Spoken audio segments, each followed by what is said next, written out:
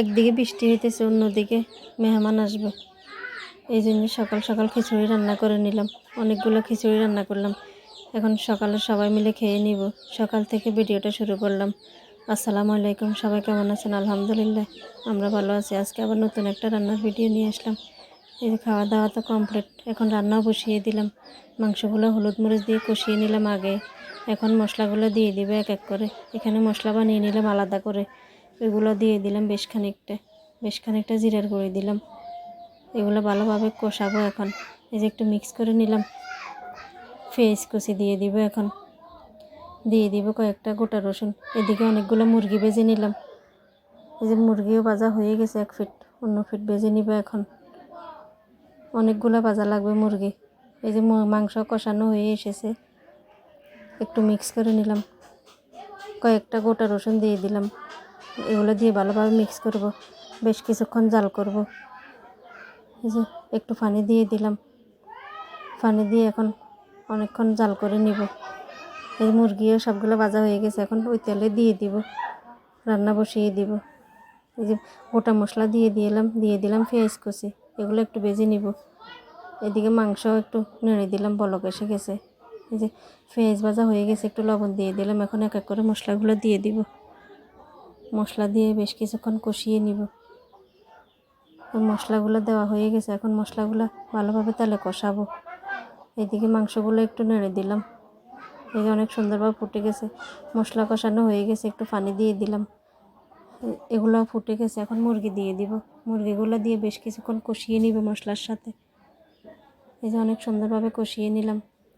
এদিকে মাংস কষানো হয়ে এসেছে, এই যে মুরগিও হয়ে গেছে কষানো। একটু পানি দিয়ে দিব। মুরগি কষানো হয়ে গেছে, পানি দিয়ে দিলাম। অল্প করে পানি দিব। এই যে পানি দিয়ে একটু জাল করে নিব। জালও উপরে উঠে গেছে, এই যে বলক এসে গেছে অনেক সুন্দরভাবে। একটু দুধ দিয়ে দিলাম। দুধ দিয়ে একটু মিক্স করে নিলাম। বেশ কিছুক্ষণ জাল করবো আবার। মুরগি রান্না হয়ে এসেছে, আর একটু শুকিয়ে গেলে নামিয়ে নেব। ঝোল তো বেশি রাখা যাবে না। এই যে মুরগি রান্না হয়ে গেছে, নামিয়ে নিলাম। এদিকে মাংস কষানো হয়ে গেছে, কয়েকটা শুকনো মরিচ দিয়ে দিলাম। মুরগিও রান্না রেডি, মাংসও হয়ে গেছে। মাংস নামিয়ে নিব একটু কিছুক্ষণ জাল করে। যে মাংস রান্না হয়ে গেছে, অনেক সুন্দরভাবে হয়েছে মাংস রান্নাটা। নামিয়ে নিব এখন।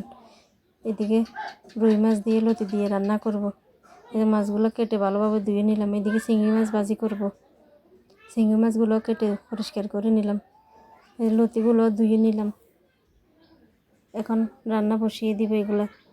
এখানে চিংড়ি মাছগুলোর মধ্যে একটু মশলা দিয়ে দিলাম। এখন ভেজে নিব চিংড়ি মাছগুলোকে। ফ্রাই প্যান বসিয়ে দিলাম, তেলও দিয়ে দিলাম। তেল গরম হয়ে গেছে, এখন চিংড়ি মাছগুলো মেখে নিব। এই যে রুই মাছ দিয়ে লতি দিয়ে রান্না করবো। এদিকে শাক ভাজি করব, পোলাও রান্না করব।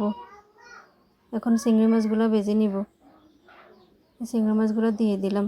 এদিকে ভাতও বসিয়ে দিলাম। এই চিংড়ি মাছগুলো ভাজা হয়ে গেছে, এখন নামিয়ে নিব। এই যে ওই চিংড়ি মাছের কড়াইয়ের মধ্যে পেঁয়াজ মেখে একটু দিয়ে দিলাম ফ্রাই প্যানে।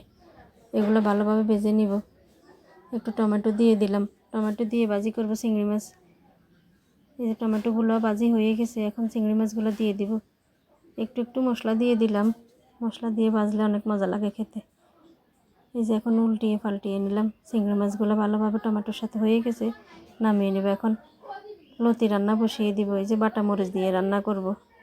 মশলাগুলো ভালোভাবে কষিয়ে নিলাম। মশলা কষানো হয়ে গেছে, একটু পানি দিয়ে দিলাম। মাছগুলো দিয়ে দিলাম।